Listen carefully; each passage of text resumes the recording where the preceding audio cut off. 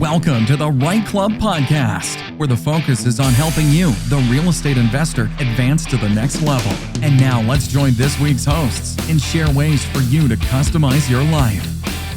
What I knew was this particular property we're buying, people who own it are going bankrupt. They have a property manager who's managing their property, but they're going bankrupt. So something doesn't jive. So we're not letting those people deal with this. I'll deal with it. That was my attitude. Like, whatever, how hard can it be? Surprise, it's not actually very easy. But I became a self-managing investor. So I took on this triplex. We had, very colorful tenants who were in place. They weren't paying rent. They were damaging the units. We went through a lot of different things. And because I was the person who was managing, and I'm 5 feet tall, I weigh like 110 pounds, and 18 years ago, I looked probably 15. So when I'm trying to speak to people, nobody is taking me seriously. Nobody wants to listen to what I have to say. So I started to kind of take from what I saw in my childhood for people who, needed to get what they wanted done and wanted to get their points across. And I took this flavor with me in what it was that I was doing, and very quickly earned a reputation as like the crazy woman from Toronto. And it worked. I got rid of bad tenants. We were starting to attract good tenants. We were able to clean up our properties. And once the properties were clean, people knew we were there on a regular basis, and they knew we cared. We weren't absentee landlords, which Cornwall at the time was very, very well known for. Lots of investors from Ottawa and Montreal who just slumlords disappeared, didn't come back. So we started to attract a really good quality of tenant. We bought the triplex, and then we bought a couple duplexes, and then we bought a fourplex, and we just kind of grew very quickly in that first kind of 3 or 4 years. We almost went bankrupt because everything was kind of a gut it, fix it to be able to re-rent it situation, and we didn't have a lot of money. So when the money runs out, what do? Tenants aren't paying rent, units are vacant. So we almost went bankrupt. We had a really good mortgage broker who was able to kind of swing some financing for us, get us out of a hole, and we kind of flew from there. But as we started to develop the systems for our own management company, because now I'm self-managing, my tenants would leave and they would encounter self-managing landlords who were having difficulties, and they would ask them to call me. And now all of a sudden I have people calling me, asking me if I can help them. And now third-party management started.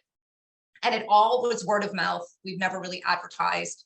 And the management company itself started to grow. And I realized that there were a lot of things that would happen to me when I was dealing with realtors or mortgage brokers or contractors that wouldn't happen to my husband. So you're paying attention. Now we're networking, we're going to networking events, and I'm paying attention to kind of the landscape in these events. And I noticed a very similar trend. There are lots of women in the room. They're all quiet. They're not talking.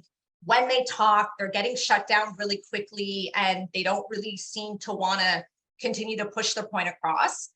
And that's where Stilettos and Hammers came. I decided that maybe it was time that we had an environment for women to be able to come in and network together and ask the questions that they need without feeling like they're being shut down. And I'm not saying it's something that was being done intentionally. It was just personality-wise, men are generally much more confident in everything that they do, right? So a man has one, property that he has successfully flipped, and he's up there telling the whole world.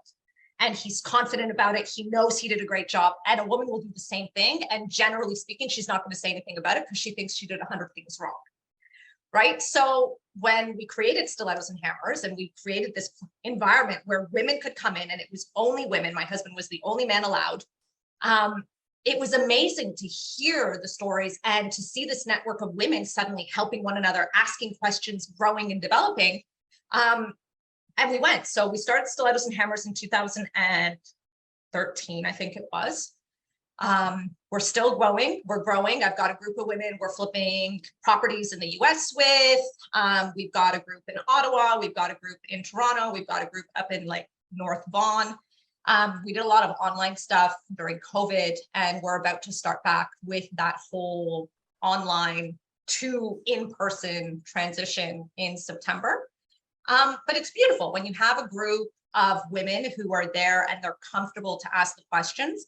And because we're women, I find a lot of the time they're a little bit more receptive to the kind of work on oneself before jumping into this business and looking at ways of kind of self-improving and self-reflection before they go into business, which I think is very important. Like if you're not 100% there and you don't know why you're doing what you're doing, in real estate especially, it's very hard to keep at it because it gets hard. And it's scary. And sometimes you have no money in the bank and you don't know how you're going to eat. And if you don't have that strong enough why and that strong enough understanding, like you're going to quit.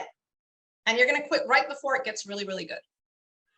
And the thing too is that if you make a mistake in buying shoes, well, it's only $60. But if you make a mistake in real estate investing, it could cost you $500,000. So yeah. What kind of shoes are you buying? Well, okay, fine. I know. I'm teasing. So at the end there, we're going to be asking you how people can contact you. But just in case we forget, where do ladies, where do women go to find out more about stilettos and hammers? At stilettosandhammers.com. Thanks for listening to the REITE Club podcast, where the focus is on helping all levels of real estate investors advance to the next level and help you customize your life. Be sure to tune in next week at REITEClub.com/podcast or wherever you listen to podcasts. And if you get a few seconds, please rate the podcast wherever you're listening. It helps the show get noticed by others like you, and we truly appreciate it. And don't forget to subscribe.